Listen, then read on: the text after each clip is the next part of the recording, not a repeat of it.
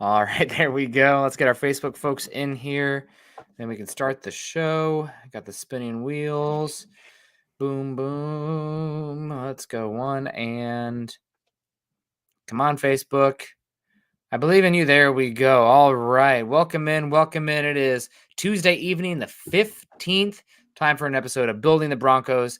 I am Nick Kendell and joined by, as always, on these Tuesday evening shows, Carl Dumler. Carl, how you doing out there? I'm rocking the Mount Whitney gear today. You're rocking the hiking gear. What's going on? It's meant to be. How you doing? Yeah, well, I mean, it's kind of like the Broncos. They got an uphill climb now after that embarrassing game on Sunday, and they're not out of it by any means. They're, I think, the 8th seed right now, tied for the 7th seed with the Colts, but and a couple winnable games ahead for them. It just fortunately kind of let one get away there against the Chargers, and hopefully we can kind of get that out of our system real quick because we got a game already here on Thursday, and like I said, very winnable game. I saw one of the Saints announcers said, "Hey, this is kind of like the Kendall Hinton game, but in reverse. We're missing our starting quarterback. Probably our wide receiver 1 and 2 are gone. Starting center, starting right guard. I'm trying to remember who else they said they had injuries Linebacker on. might be out. Pete Werner. Yeah, tight end 1 might be out. Yeah, depending on who you consider their tight end 1, I guess. Yeah. So, yeah, it's like I said, the Broncos got a chance, but you can't do what you did this last Sunday. That's for sure. No, they didn't. Yeah, this is a Saints team that's reeling right now after a very hot 2-0 start. They've dropped 3 or 4 in a row. I can't recall if they had a bye week or not. It's 4 in a row. Nope. Yeah, so they are definitely reeling. It seems like a team that entering this season, Dennis Allen very much on the hot seat, and that seat's got to be getting hotter and hotter. And after a 2-0 start to fall to 0-4 in a row and not looking very good. But we'll get into the Saints team here in a bit. First, we want to say hello to everybody coming in to the chat to start today. Of course, we got our guy Papa Bear, David Mickelrath, keeping the lights on in here for us with the super chats. Of course, thank you so much. He says, "Good evening, Broncos country." He said, hashtag 10-7. Let's go, Bo. Yeah, let's go, Bo. Let's go, Broncos. Hopefully, this is a chance for some get right for the Broncos, no doubt. This isn't a horrible defense for the Saints by any means. This isn't a bottom 10 defense. They are 14th in the NFL in EPA per play, but I do think that a lot of that is probably propped up by those first 2 weeks as well. And they just had an unbelievable, terrible game against the Tampa Bay Buccaneers last week, where it wasn't even like Baker Mayfield was playing great. I mean, he had 3 interceptions against him. 3. But 3, yeah, I think all in the second quarter too. But they kind of just put Baker in a box a little bit, and he had like almost no completions beyond 10 air yards after the first quarter. They still put up 51 points and an unbelievable amount of yardage. They couldn't tackle. They just totally lacking discipline and looked like a team just in disarray. I will say, I thought Rattler handled himself well for a 5th round rookie. I still think that the gap between the 6th quarterback taken and the 7th quarterback taken being pick 12 to the 5th round was wild. But I know, who knows? But this is 2 very injured teams with rookie quarterbacks and a pivot game, a fork in the road game for the Broncos. You kind of have to have this one if you want to be playing meaningful football in December. Yeah, you've got 2, like I said, very winnable games coming up, Saints and Panthers, followed right there by that November schedule that's going to be ridiculous. Yeah. So you lose these games, season's not quite, I mean, you can't say it's over, but it's pretty much over at that point. I will say Sean Payton seems to have a way of winning like the hard games and sometimes losing the easy games. It's a weird dynamic that he has with that sometimes. It's pretty much almost where somebody says, "You can't win this game." It's like, "Oh yeah, watch me." Bet. But then all of a sudden they're favorites and it's like, "Oh, let's all relax." I'm not saying that's what they do, but it just sometimes feels that way. They had a lot of momentum coming into this Chargers game and it just felt like they weren't prepared. In reality, the Chargers did exactly what I said the Broncos should do to the Chargers defense. A lot of misdirection, a lot of getting players trying to move sideways instead of downfield, kind of limiting what that pass rush could do. Leaning into the run game. Broncos did not lean into the run game again. And so this is and then, I mean, like I said, we'll get into the Saints game in here in a little bit, but a lot of what the Saints did with Rattler, I'm really hoping the Broncos do with Bo Nix this week, getting him on the move, getting him out of the pocket, giving him some easy reads where it's half the field instead of having to go 1, 2, 3, 4, 5. And you could tell like he felt halfway comfortable in that game. Second half, a little bit different. They started saying, okay, no more. We're going to blitz you like crazy. We're going to do some disguises here on the back end. And then once he started feeling some pressure, things kind of fell apart for him. But that first half, that guy, I'm sitting there going, man, that's what we all thought Bo Nix would look like this year. And he has not looked that way other than, I guess you could say, the Tampa Bay game. Yeah. Yeah, and we want to say hello to some more people first before we start digging more into the Saints game. Maybe talk a little bit of trade stuff as well. And as always, if you guys have any questions and hit us with the super chat, we will definitely get to those. We got C Chang, come on, please win, play all quarters, not just the fourth quarter, last minute. Yeah, a lot of garbage time talk this week in Broncos country, but it's no garbage time in here. We're hanging out. We're having fun. We got Rebuild This Team coming in, says it's called a soft coverage because the game was over. Sean Payton even admitted it himself. The prevent defense. It's not just the prevent defense. It's guarding the sidelines. It's softer coverages in general. It's making sure that if you do score, it's going to take 7 minutes to do so. So it's the circumstances are the same. I mean, it's nice that we have a statistical definition of filtering out garbage time by using win probability rather than like, oh, what is garbage time? Like you can have garbage time and then a team scores a touchdown and then it's not garbage time anymore. So those plays that happened before were, and then the future plays aren't. But it's fun that we have something like that. We got Wolfie coming in, says, good evening, Broncos country. Great to see you. US Dave says the reason for no points in the first 3 quarters is because the other team wants to win too. Yeah, I mean, Broncos. There has been garbage time, no doubt, in that Seattle game. It felt a little bit like garbage time. The Steelers game at the end felt a little bit like that. And of course, this last game. But Denver's 3-3. 0 points in half of their games, in the first half of half their games is unacceptable, really. I mean, for a team that has as much expenditures in the offensive line, still a decently high-paid wide receiver in Sutton, but this team has holes, no doubt, too. It's just got to get a little better there. And luckily for the Broncos, something that's kind of driven me nuts this year about the offense is the lack of consistent run game. Now, the run game is light years ahead of the pass game so far, statistically speaking. But you want to take, as Sean Payton talked about when Russell Wilson came, and take him off the high dive. Same thing with Bo Nix. And boy, howdy, do we have an opponent coming up that should make it, forget the taking him off the high dive. We're putting him in the kiddie pool this week, and we should be able to run the football with Bo Nix, because the Saints have been god freaking awful against the run since week 3. So that's, again, only a 4-game sample size, but that's meaningful still. And they are far and away the worst defense in EPA per play against the run in the NFL. Teams are putting up almost 0.2 points per rush right now. So 5 runs is 1 point. I mean, it's just, it's not, it's pretty unheard of. The next closest is 1.24 in the Cowboys, and the Saints are just so much further away there. They're also the second worst in rush success rate behind the Bengals. They can't stop the run. They have no ability to stop the run right now. So hopefully a get-right game for the Broncos offensive line, get-right game for Javonte Williams. Maybe we have some Estime sightings in this one as well. Sean Payton talking about getting him involved. Now, granted, if Denver runs ragged over the Saints this week, that doesn't mean like, okay, we figured it out. The run game is going to be top 5 the rest of the season. But in one game on a Thursday Night Football, it does seem like that's something that Denver should at least lean into and be able to do in this game when the offense hasn't been able to do much of anything consistently this season. Yeah. Sean Payton, when he was asked about how do you prepare for a Thursday game, he said, well, the thing I've learned over my years of doing this is you simplify as much as you possibly can. He said, if you try to fit a full week of everything in, it's going to be chaos out there. He said, we try to run, we go to the players, say, hey, what plays do you really like? These are the ones we're going to run. Everybody knows these. These are what we stick with. You're really not trying to come up with, I mean, you're still trying to come up with a game plan. I'm not trying to say that. I'm just saying you're not trying to add extra compared to what you've done the first 6 weeks of the season. And like you said, run game, that's simplified. Let's just go snot nose football, run it at them over and over again. Let's make them show that they can actually stop the run. And like you said, this last game, especially terrible tacklers. I mean, they had so many plays that they were going to stop. Tampa Bay Bucks, and all of a sudden, guy just slipped one tackle and turns into a big play. Broncos have been missing that most of this year. They haven't had a ton of broken tackles, go make a play.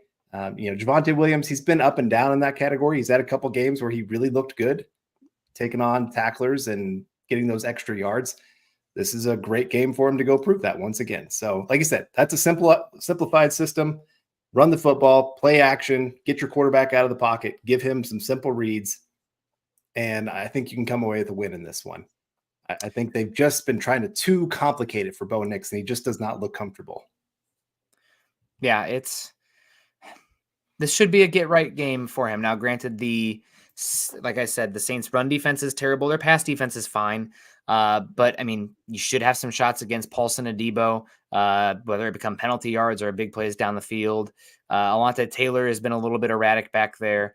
They still have Marshawn Lattimore, but as we talk about cornerbacks, they don't really have a long shelf life in the NFL. So he's not the premium guy that he used to be. He's good still, but not, talking about like, one of the top 3 in the NFL anymore. Right. So we have Elias coming in saying, Elias Burnall, $4.99. Thank you so much, Elias, for the support. He says, do the Broncos have any dead cap in 2025 from Wilson? Denver Broncos for life. The Raiders traded their best offensive player. Ha, ha, ha, ha, ha. Maybe they traded their best offensive player, but maybe not their most valuable. Bowers would probably get more right now, but that's a lot of age, rookie contract stuff. I might take Bowers with head up over Adams right now because just how hard it is to find production from the tight end position. But Denver's, I believe it's $30 million dead cap for Russell Wilson next year. So 32 million. Scott. We got the producer. Of course. Come on, Nick. Yeah, sorry, Scott. We're right here at 32 million dead on Russell Wilson next year, which is 25 million in savings. So they split it. They had a chance to split the money and they took the heavier cap hit this season rather than next season. So 32 million dead on Russell Wilson next season. So it's still there, but that's a fraction of what it was this season. So that'll still be there. Right. And with that extra money, Denver will have the ability to pay some people next year, just with how contracts are scheduled, right? So if you pay a guy like a 5-year or a 4-year contract, that first year typically is pretty low against the cap hit or against the cap where it's ballooned later on down the contract line. But Denver will have a little bit more cap flexibility next year. Does that mean they should, spend like crazy and put it all on the credit card? I don't know. You're typically not getting your A-tier players hitting free agency. Like Denver's not going to be able to sign Jamar Chase or Justin Jefferson or Dexter Lawrence to this team next year, or Brock Bowers, right? Any of those guys. So you want to be a little bit careful with those things, with the spending. Day one winners on free agency don't typically end up winning much in January, but Denver will have a little bit more flexibility for sure. Yeah, I think they're scheduled with the estimated rise in the cap to be at about 71 million in cap space next year. Mm-hmm. So, like I said, can go make some moves, but some of it you're probably going to be spending on your own people. Cooper, you hope that you're probably trying to bring him or Browning, one of those two guys, back so that your edge room isn't completely overhauled in one season. Linebacker, you've got a couple guys that are going to be hitting free agency in Strnad, Barton. I'm trying to think who else. I think there was another one that was going to be hitting free agency. So, like I said, you're going to have to make a few moves just in your own roster. And then you can make a couple mid-tier moves, I think would be your best bet at this point. Then really hope that the cap or the draft is where you can find that extra talent for your team and that you can keep just rebuilding through the young talent. That's the best way to build a team. Like I said, you don't want to be that team that wins free agency by spending the most money. It doesn't usually equal top-tier production. The Broncos got really fortunate back in 2014, bringing in Aqib Talib, DeMarcus Ware, Emmanuel Sanders. That's unheard of. And those were guys added to a core that was already built up on like second and third contracts for a lot of them, right? I mean, like you already had DT here, right? How good is Sanders without DT being the number one? He's still great. Like, don't get me wrong, but it complements it. How good is Ware without Von Miller and the depth that you have there? I mean, you already had Chris Harris Jr. So it makes sense when you are in the window right now. And I kind of worry that Denver maybe is going to be a little bit, let's say they finish this season 6-11. We got to prove everything right. Guys for their job at that point too can be a little bit short-sighted, but that's a ways down the line yet. Phil McLaughlin coming in says, good evening, Nick, Carl, and Deacon Scott. Is Payton just stuck in the past? I feel like he is still good coaching Drew. Open the playbook based on today's game. Buckham, MHH for life, and Broncos for life. It's hard to say. I mean, you don't have a lot of separators on offense right now. The guys that were supposed to be your explosive play guys like Mims have shown to be kind of one-trick ponies that struggle at the catch point or running routes. You're dealing with unbelievable amount of offensive line injuries. Your running back's been putting the ball on the turf a little bit, and your quarterback has been a little bit erratic with his ball placement and pocket feel. So, and when the ball's traveled beyond 10 yards, a lot of times that it's not, a one-on-one to Cortland Sutton, it's felt like ball's a little bit in harm's way. You're a little late on that one, or it's the wrong shoulder or something like that. So I don't know if opening the playbook right now, Sean Payton is playing. I have a rookie quarterback and injuries on the offensive line and a very good defense. We're going to be in a lot of games unless the offense blows it by turning it over. And I think maybe that's old school approach right now. But I mean, it's gotten Denver to 3-3 with a bottom 5 offense in the NFL through 6 weeks. So the playbook will be opened up once the players on offense show that they deserve the playbook to be opened up, in my opinion. Yeah. And if you go back and actually watch like the all 22, like I said, there are plays where guys are open and Nix is missing him. Which is not shocking. It's not like shocking, but you're right. Yeah. Right. So I don't think it's that the play calling is it's not all the play calling. I'm not saying the play calling has been perfect either. I think a lot of times we kind of judge on, was the play successful? We are a results-based people. Sometimes the process is actually right. They get the right play call in, and the players just don't execute to the level that you need them to actually go win the play. Other times the play call is just terrible, and there's no chance for success unless the players just do something crazy. And right now, Bo Nix is not able to overcome bad play calling because he's just not at that level of play yet. And Sean Payton can only call a game so well, you still have to have your players go make plays. And right now, the Broncos, like I said, guys are not getting open. When they are, Bo Nix isn't always seeing it right, or he might even see it right, but he's either late with the throw or the throw's a bad throw. Like the interception, this last one. I know it hit the guy's hand. I used to be one of those people that if it hits their hand, they have to catch it. No, that was a bad throw. It just, barely went off his fingertips, got tipped to the wrong guy. And sometimes it's a little bit of bad luck, but also it was just a bad throw anyway. It kind of deserved to be intercepted. So he's got to clean some things up to actually build the trust of the playbook, or build the trust of Sean Payton to open the playbook. Mm-hmm. And got to prove that you can protect the football while still being aggressive and hunting. It can't be, it's a little bit the opposite of Drew Lock right now, where it's like the ball is, he's throwing it around, but damn, it's in harm's way. And we're trying to figure out that balance right now. And I think with the next 2 games should be a chance for that. And I'm really hoping to just winning better on first and second down, better in the first half. It's only 6 games in. The trends are the trends, but the sample size is so small. I'm willing to put that in the past if we start to put some good tape together here. Thank you so much, Phil, for the super chat. We appreciate you. Woofy says, good evening, Broncos country. Great to see you. We got Daniel Berry Sports in here, says, yo. Our guy Patrick in the house. Patrick with the coffee. God bless you.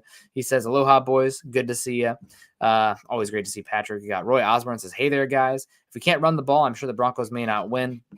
Yeah, this feels like a very much a chance for a get right game, like we talked about earlier with the run game, because the Saints, they've been really struggling the last 4 games in a row, which is a broad enough sample size to judge an entire team, I believe, at least in the phase they're in right now. Like for a single player, that's harder to do, but for the system in itself, when you look at all the pieces together, we can't say they're obviously really bad against the run right now.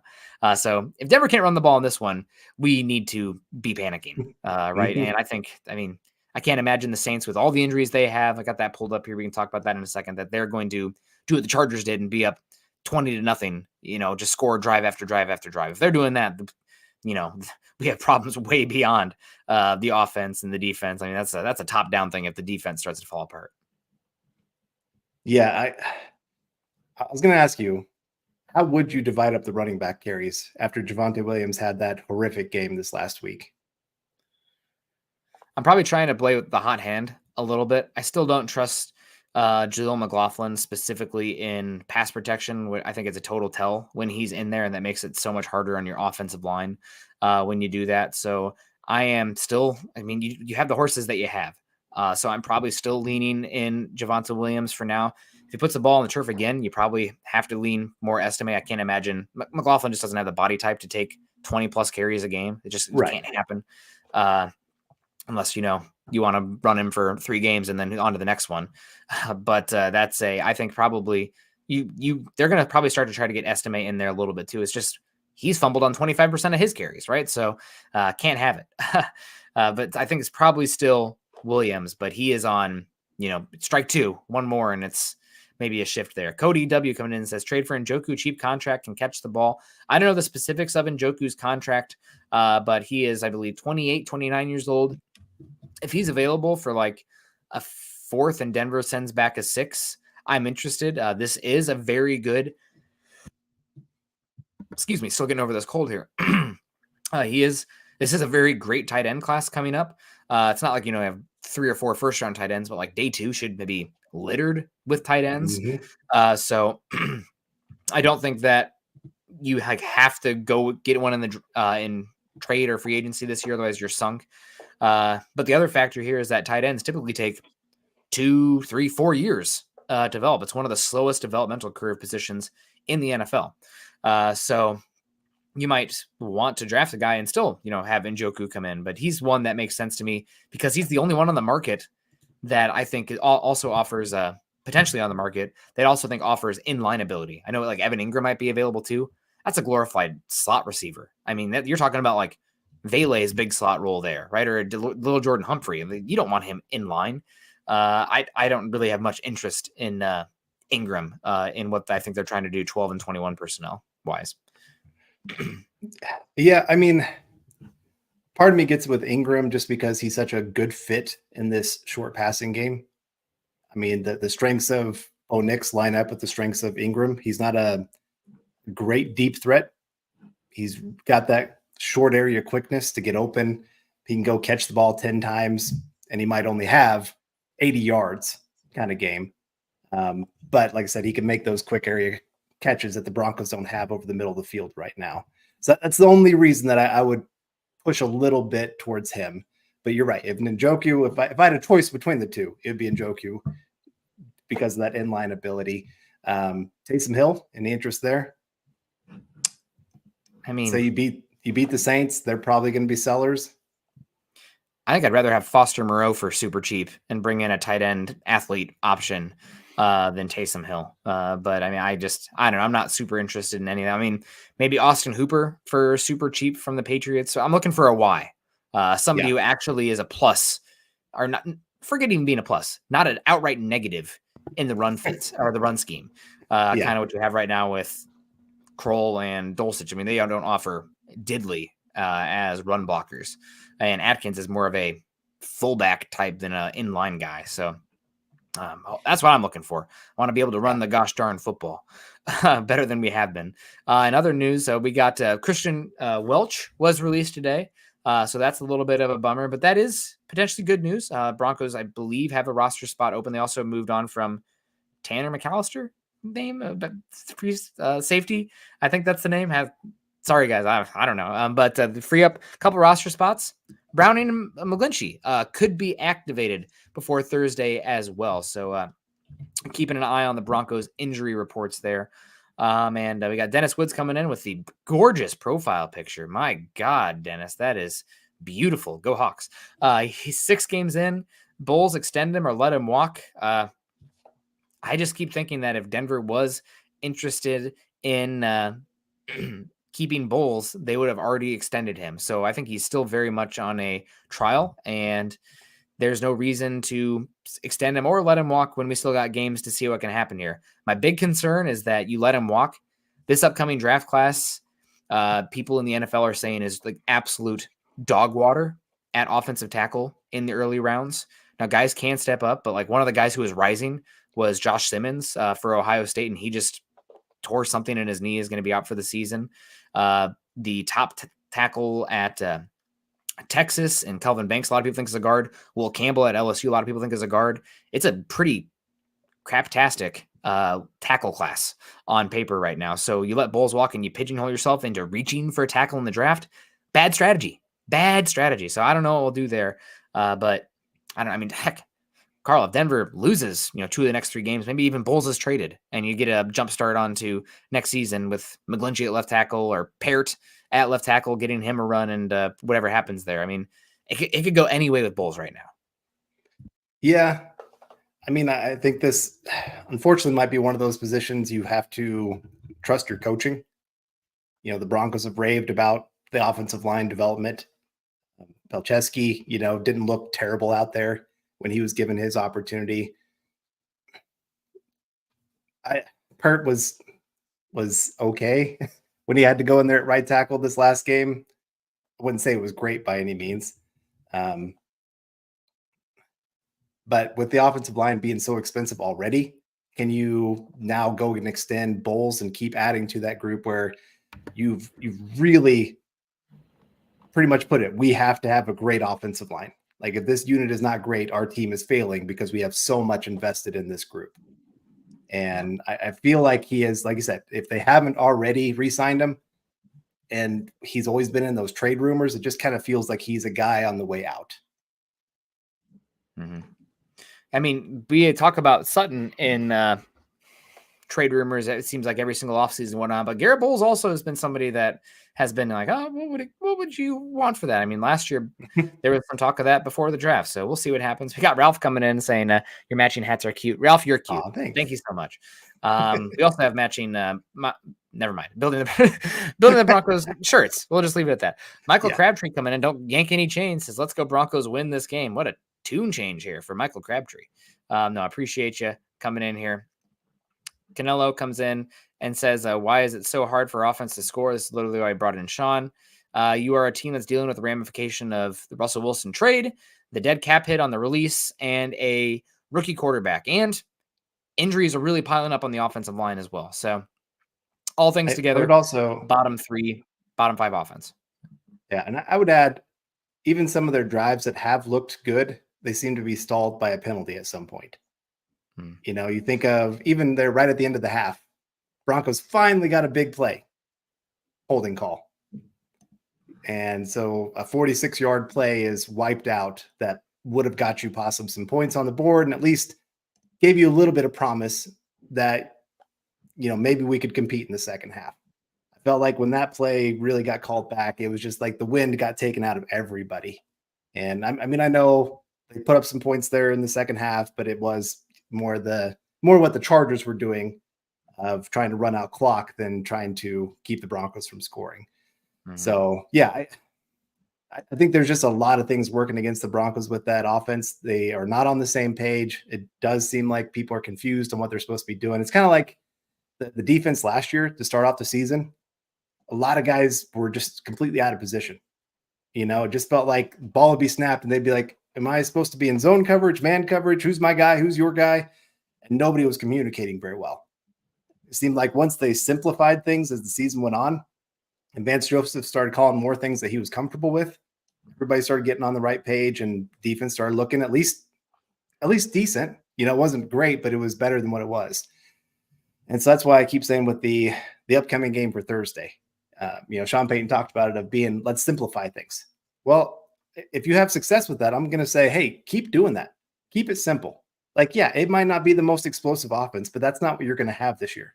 It's about development, growing, building the confidence of these players.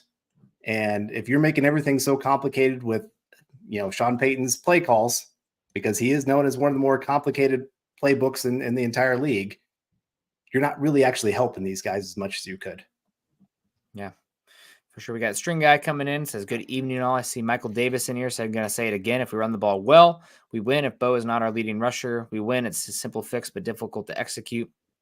Yeah, it's easier said than done. Last week's game just kind of got away from them because all of a sudden they were behind and they kind of were forced into that. And also the Chargers had like 15 more minutes of possession or something because they just got third down after third down after third down. I mean, they had a 20-play drive. I mean, my God. Herbert, I mean, the stats weren't incredible, but like you just look at the third down stuff. What were they, like 13 for 18 on third down? Unbelievable. Herbert was balling. That's why And they were advanced stats are third better and than long. box score. I saw somebody post out Bo Nix's stat line next to Herbert's, like, toss it, wipe my butt with it, then toss it away. That's not the same game. Terrible to compare the two in that. But yeah, it's 8 for 10 in the first half on third downs. I mean, that's your ball game, folks. Could not finish the drives. But Denver needs to be able to run the football, no doubt, in this one. Thank you, Michael, for the comment. We got Chase coming in, BTB. Good to see you. Canelo comes in and says, Sucks Bo has so much experience, but still a lot of bad habits. Yeah, he looks a lot more like Auburn Bo Nix right now than Oregon Bo Nix. But hey, it's still just 6 games, and this is definitely Sean Payton's guy. Michael says Alec Jackson, Spencer Brown will be available next year. Alec Jackson, I mean, he played at Iowa. He's had some suspension issues. I don't know if there's some off the field stuff, but Spencer Brown signed a new contract with the Bills, so he is not going to be on the market. That's I don't know where the stats you got or the info you got there, but he re-signed one in season. Ernie Mays, hello, man. Go Broncos country. Go Bo Nix for 60 minutes of football. That's all I want to win. Yeah. Your mouth or your fingers there, Ernie, to the football god's ears. Good to see you. And just starting to dig into it here. Carl, this is just an unbelievably injured Saints team on paper. So we have obviously their number one wide receiver in the similar situation as the Broncos are with Surtain, suffers a concussion.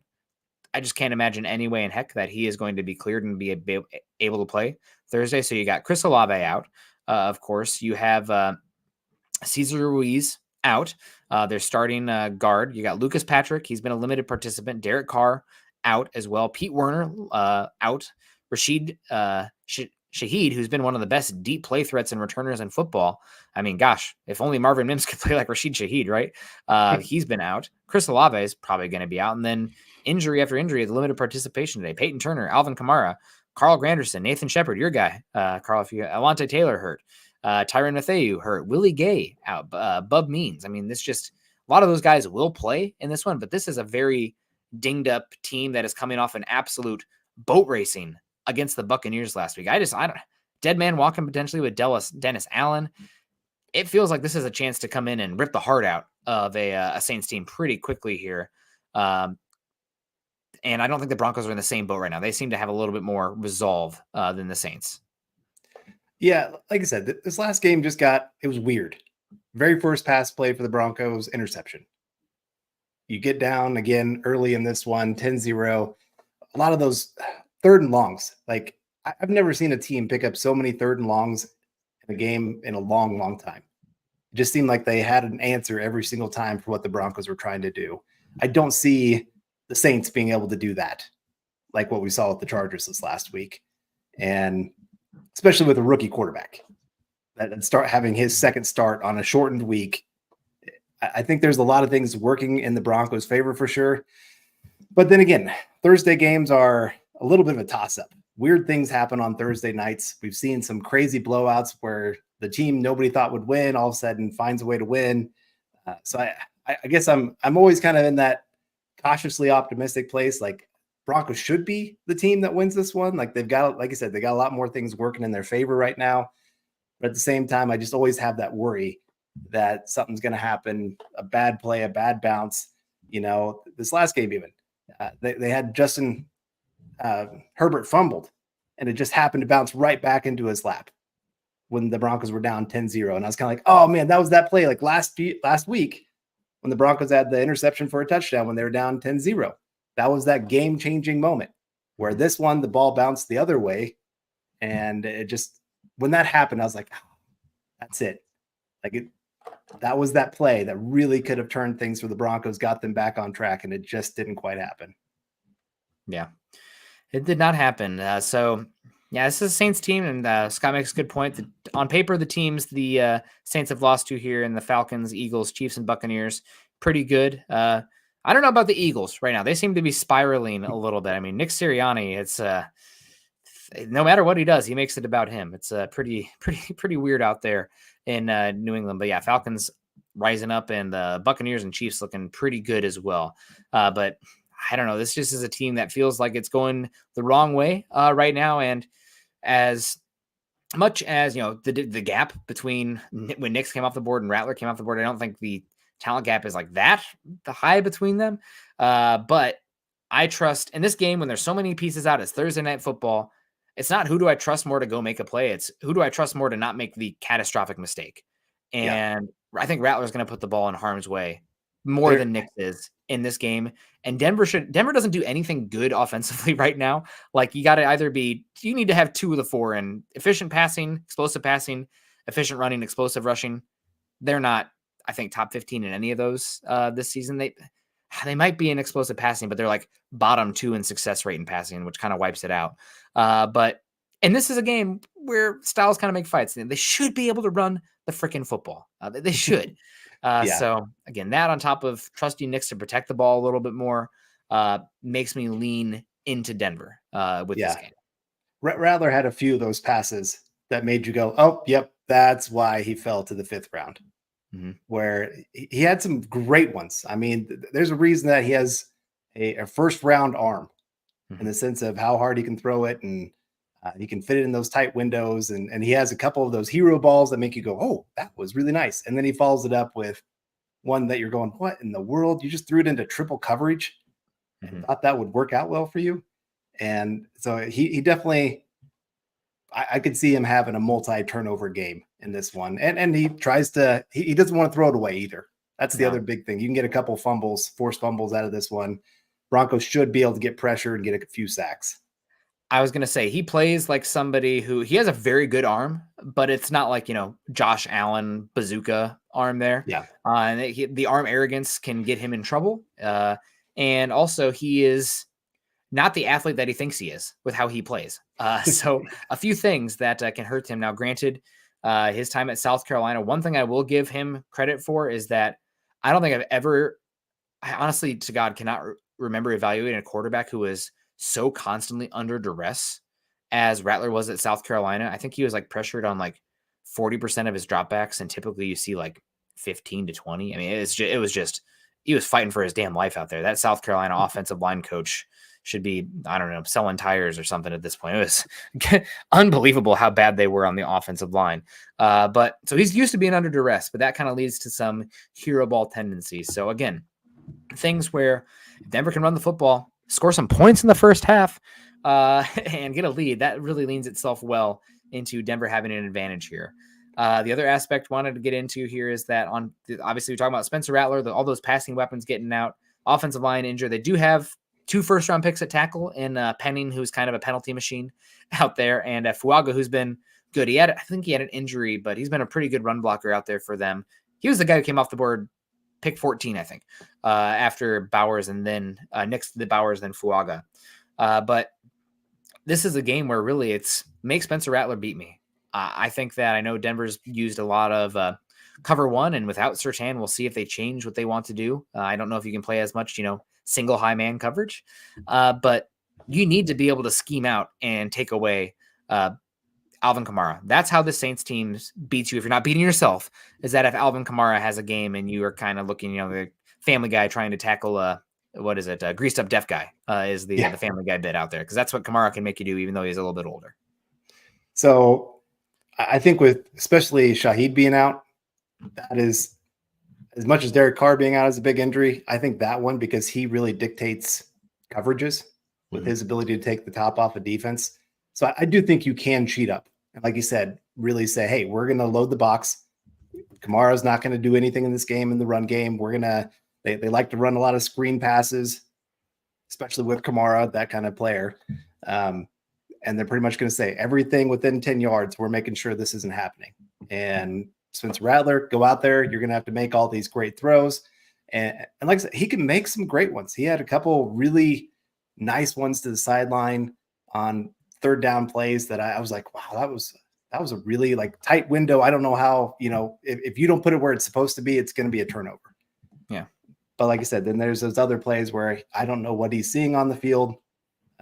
And kind of reminds me of Jameis Winston in some of that instance, where he made some great plays, but then he just did some bonehead things that made you think that this guy was, half blind in one of his eyes or something and couldn't see half the field, and he decided to throw it that way. So Yeah, like I said, I think the Broncos got a really, really good chance. Just can't turn the ball over. That's going to be the equalizer in one of these kind of games. Yeah. So it should be pretty interesting to see what happens here. Of course, I mean, gosh, another area here on the Saints team. So they're pretty beat up on the offensive line. And I remember watching the Saints Eagles. And after Eric McCoy went down, Cesar Ruiz shifted over to the center spot. Jalen Carter, excuse me, former 8 overall pick or whatever he was, the defensive tackle from Georgia, drafted by the Eagles. He looked like he was the 9th overall. Thank you, Scott. Yeah, the 8th overall would have been the Bijan Robinson. Yep, of course, because the Falcons always pick 8 overall. But Jalen Carter looked like the freaking reincarnation of Reggie White or Aaron Donald out there. I mean, just destroyed them. I think they found a little bit more consistency there, but this interior of the Saints offensive line is not very good. Again, we already talked about Ruiz being on the injury report, didn't participate today. Lucas Patrick, their backup there, dealing with a chest injury. This might be a game where Zach Allen goes crazy.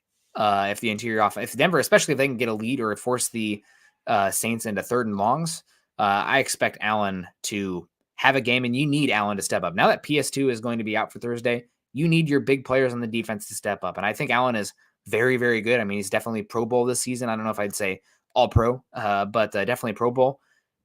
You need those guys to step up and make plays. Be better than the players that you're supposed to beat. I mean, it's something that when we're like evaluating college prospects, it's like, well, he should have beaten that right tackle. Yeah, and he did. That's good. Like, you got to be able to take advantage of the matchups when you are better than those guys. And this is one where Allen should be better in the one-on-ones, assuming Vance is dialing it up with those interior guys. So I'm want to give Allen a shout out here. I think he's going to have a chance for a big game. So another guy, I know he only got a few snaps later in the game, Uwazurike. I thought he actually played pretty darn well for not having played in a year and a half. He made quite a few plays in the backfield, was good in the run game. He could be another one I could see the Broncos giving a few more opportunities on those 3rd and long plays with his length. Let him go eat up some blocks possibly and allow some just kind of exotic looks with that front. And like you said, Zach Allen kind of coming around the edge as well. There's so many things the Broncos could do in this one because, like you said, they're banged up. A lot of new guys. Chargers kind of did that to the Broncos this last week. Hey, they're banged up. Let's throw a few things at them to see how these new guys communicate. And the Broncos were not great in that area, unfortunately. So that's a lot of what I would do too. Like I said, that interior guys, they should be able to win and really make Rattler uncomfortable. And then you just got to hope that those edge guys, the big thing for them, hold that edge. Don't let him get to the outside. That's where he is most comfortable when he's getting on the run, getting to improvise. They were interviewing Rattler after the game, and he talked about, there's about 3 or 4 of those plays where, wasn't designed to do that, but the play kind of went that way. And then I was able to go make something happen through it. And so, the best thing you can do against any rookie quarterback, I think, is make them play from the pocket and make them uncomfortable in there. Make them have to play from a small area that they didn't have in college. Yeah, it should be an interesting one, no doubt. And I mean, rookie quarterback, so many guys out. Denver is catching the Saints at the right time. And hopefully it's something that, with PS2 being out, the offense being bad, maybe this is a chance for a get right game. Now, we're not playing the the Browns here, where it's, an absolute just joke right now of a team. But the Saints are really reeling, and we have a chance to come in and kind of step on their throat. I do want to ask you, Carl, are you concerned at all about the Sean Payton return factor here? We obviously saw when Peyton Manning returned to Indy, I was at that game, that it was emotionally almost like too much, and it got into his head a little bit. Do you think that's a chance that could happen with Peyton in this game as well? I'm of the opinion that he's the coach. It's a little bit different circumstances of focus and whatnot. You're a little bit more insulated in the game itself. So I'm not really that worried about it, other than maybe he gets a little bit, tries to do too much out there with the calls. Maybe it's like a little bit too aggressive, but I don't know. I think he's going to just do what he does. He's got skins on the wall. He's going to lean into what he does. Yeah, I think he should be okay. it's obviously going to be very emotional for him since it is in New Orleans. Like if it was in Denver, I think it'd be a little bit different where he's actually going back home. He's still got family there. I think he talked about that he plans on having about 20 or 30 family members at the game kind of thing. And it does sound like the players really want to win this one for him. So you could see maybe them trying to push a little bit. But I think once they get just settled into the game, they're going to be fine. Man, I hope so. I hope so. So before we move on to this final topic here, I do want to get your score prediction of this game. And you guys in the chat, let us know what you think as well. But hopefully you already sent it into Chad because it's coming up soon.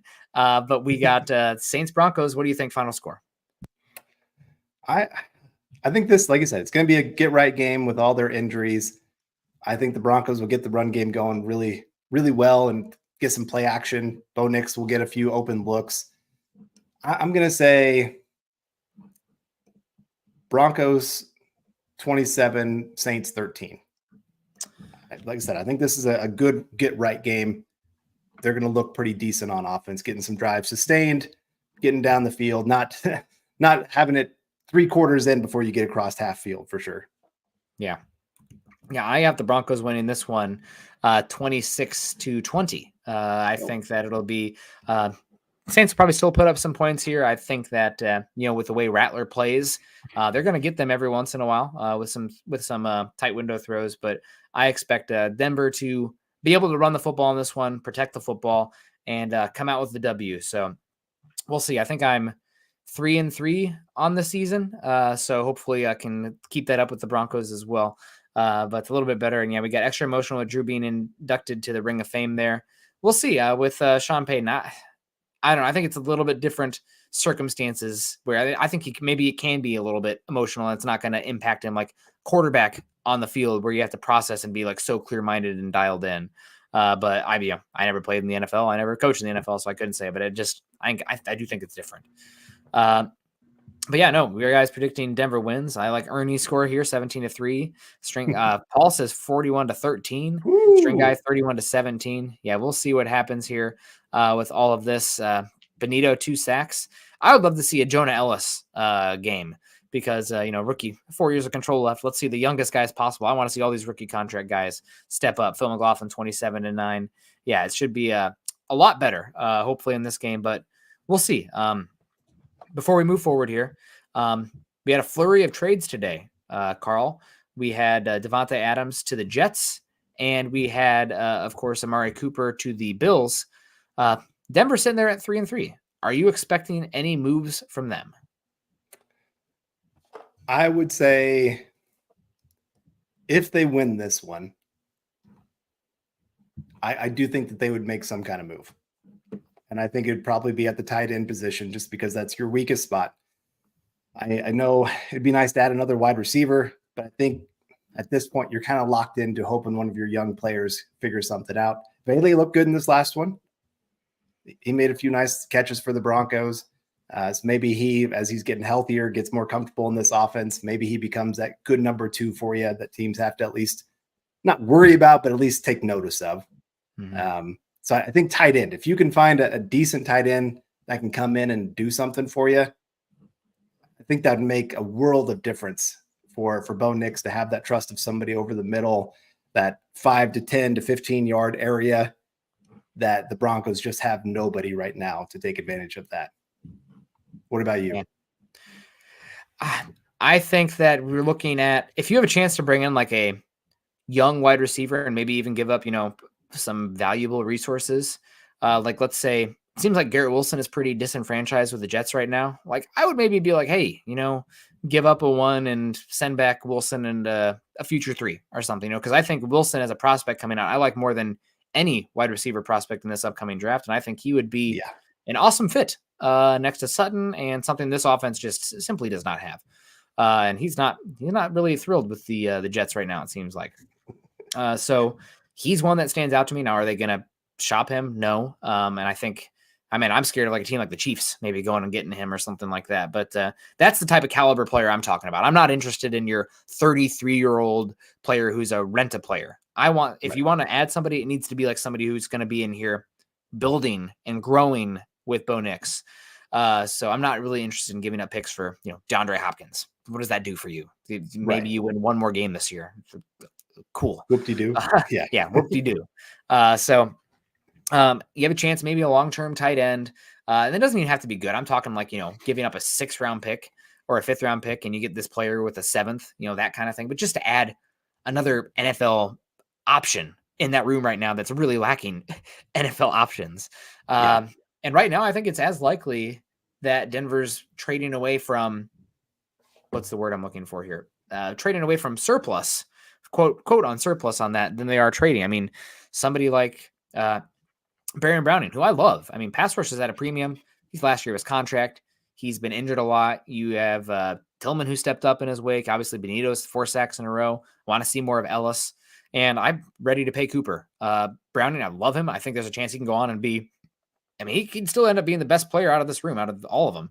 But you can't trust him. I'd rather maybe ship him out now, and you're not going to get much for him. Maybe a 4th, and you send you send back a 6th or a future 6th or 7th. I don't know, something like that. Right. But that's one that interests me. If you talked about Awazarike stepping up, if Denver loses this game, maybe DJ Jones with just 1 year left is somebody who would, 5th-round pick coming back at the salary off. But that's just another chance at a rookie contract there that stands out. And maybe you get like a 6th or 7th for somebody like Mathis out there. But there's not a lot of tradable assets for the Broncos, but there is some like fringe kind of guys that make some sense if they do lose.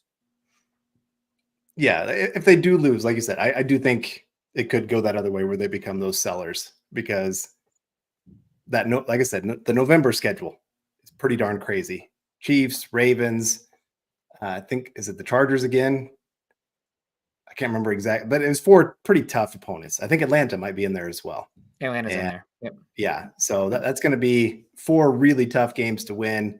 You've got to win these next 2 to even think about the playoffs. And I saw somebody earlier say, "Hey, Carl, do you think the Broncos can still make the playoffs? Like, how are you still feeling about the team?" Like, yeah, this last game was terrible. It really was. I don't think that's a showing of who the Broncos are. Mm-hmm. I think that once Surtain went down, I mean, just the start of that game was horrible. Yeah, interception right off the bat. Then your best player on the entire team goes down on the first defensive play of the game. And most of your game plan on defense is based around, hey, he's shutting down one guy the entire game. Now we've got 10 guys to kind of cover the rest of this, and we can make this be very creative. But once he went down, it's kind of like, okay, now we've got to be a little bit more conservative in how we go about this. And it didn't look quite right. It didn't look like everybody quite knew what they were supposed to be doing at that point. So, like I said, I just don't think that was a great showing of who the Broncos are. Once Surtain's back, hopefully after this week, they can go back to a lot of that look. Defense should be fine. Offense, I think they'll get it figured out a little bit more than what they're doing. It's just, we all kind of knew this was going to be a process. It wasn't going to all look great day one. It rarely ever is. Even CJ Stroud did not look great weeks 1, 2, 3 early in the season. So I think the Broncos will be fine. I do think they got a really good chance of being a playoff team. I don't quite think they make the playoffs, but I think they're right on the edge, still fighting in December. Yeah. So we'll see what happens here. I think that Denver's going to win this game, and I expect them to win the next 2. And we'll just see what happens at Baltimore. I don't know how Denver is going to stop what they're doing right now with the way they're running Lamar Jackson's the MVP through the first third of the year. And Derrick Henry is like the first in every single running back category. So they are giving up a lot of explosive plays on defense. That's something that maybe you can look for, but I don't know. That's a tough game. Then at Arrowhead, I think you got a chance at Arrowhead actually, because I don't think Kansas City's offense is a juggernaut right now. So I'm expecting a low scoring game where if they're not putting up points like crazy, fluky things can happen in low possession games, right? Like you can drag them down to playing in the muck with your defense and everything. So we'll see. But should be a fun one. I'm really happy the Broncos get a chance to flush that Chargers game down the drain and move forward. And again, if Bo Nix comes out and has a great game, it doesn't mean that he's the next superstar and he's figured everything out, just as much as it doesn't mean that this last game means that he's a bust, right?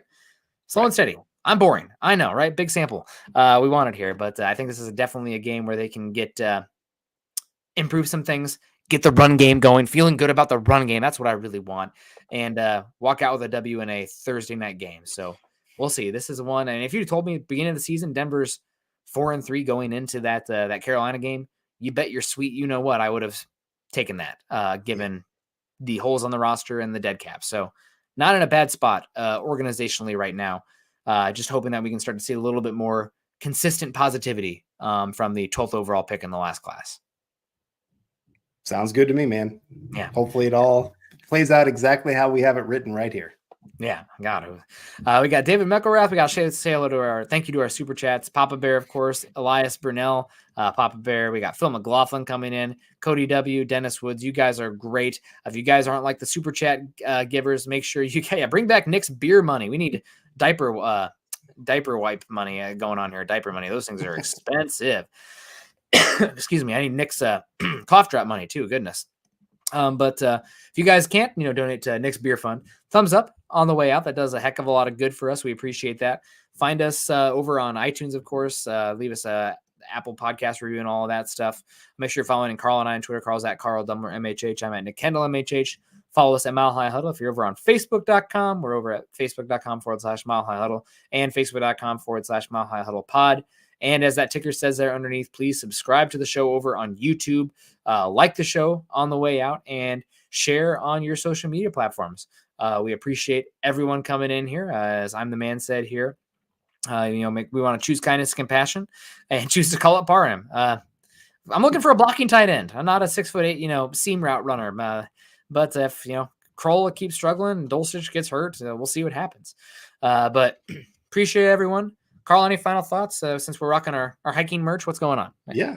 No, we knew this was going to be an uphill battle, just like that going on a hike. You got to be willing to take one step at a time, and you can't just skip to the top of the mountain. And that's where the Broncos are at. We just got to be ready to endure through some of the difficult challenges. And, sometimes they like to tell you that, hey, we only got a little bit left. And then it's still 10 miles to get to the next spot. It's all relative. Sometimes that happens, right? It's all relative. But no, like I said, I like where the Broncos are at. They're probably about where I thought they would be for this season, and I think there's positive signs of things looking good for the future. Yeah, absolutely. Well, guys, we'll see you again next week. Appreciate all you. Have a great rest of your Tuesday. Continue to choose kindness, compassion, and as always, go Broncos.